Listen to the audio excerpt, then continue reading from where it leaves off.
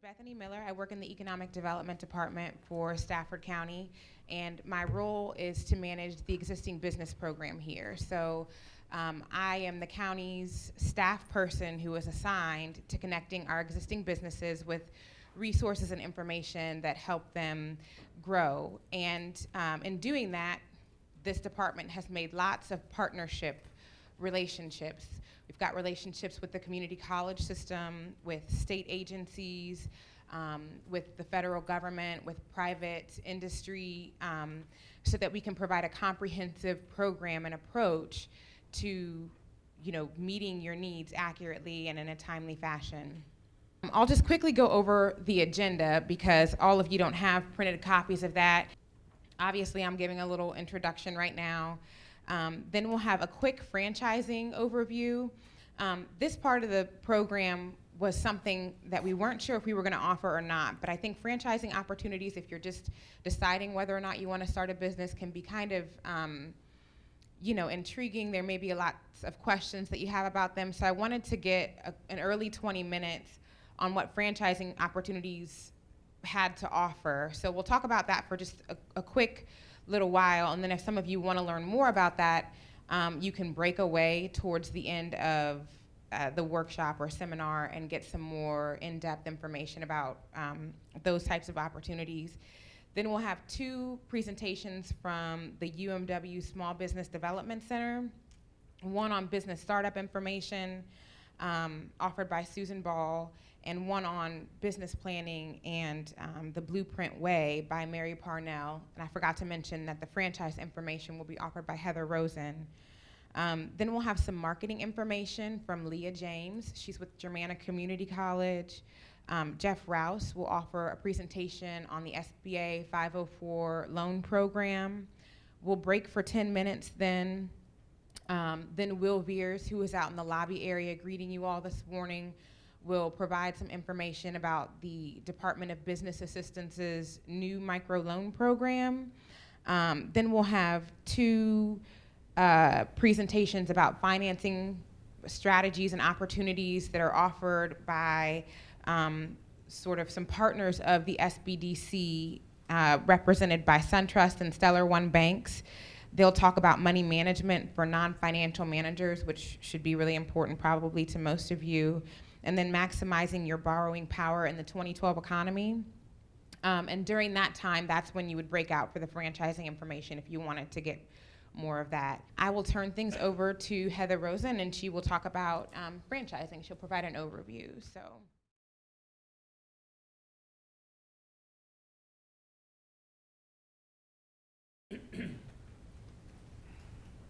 Okay.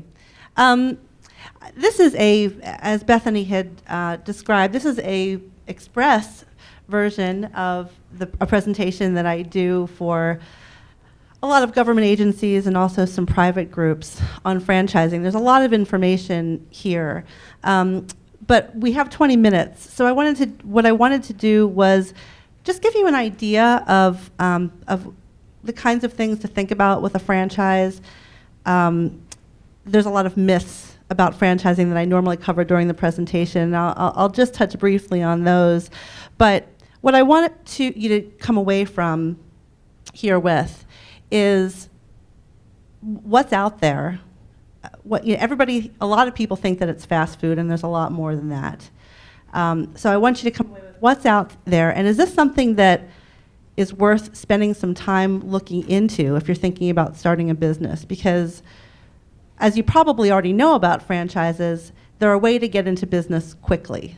There are companies that have established a business system and, in some cases, a very, very strong brand.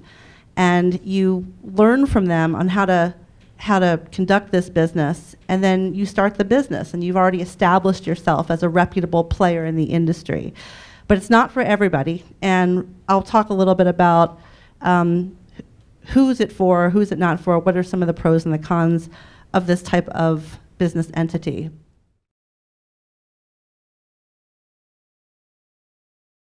Good morning. I'm Susan Ball. I'm a small business consultant with the Small Business Development Center at the University of Mary Washington. And if you're not familiar with us, we offer free business consulting to small business owners or prospective business owners. All of our consultants have been business owners, and Heather, I actually had a food franchise, a pizza restaurant, and I was second talking to franchise owners. We probably would have never bought into this franchise, but we knew people in their close personal friends who opened their books and told us their stories, and it was a good opportunity for us. All right, so what I'm going to talk about today is what you should think about before you start a business, and this is kind of a half-hour version of our 2.5-hour first steps to starting. Good morning. I'm Mary Parnell. I'm the Senior Business Consultant at the University of Mary Washington Small Business Development Center. And a lot of what Susan told you will come together in what I'm going to talk about today, which is the preparation of the business plan. Now, I know for some that's a four-letter word sometimes. Nobody really wants to do that, but it's necessary, and hopefully I'm going to just point out some of the important reasons of why.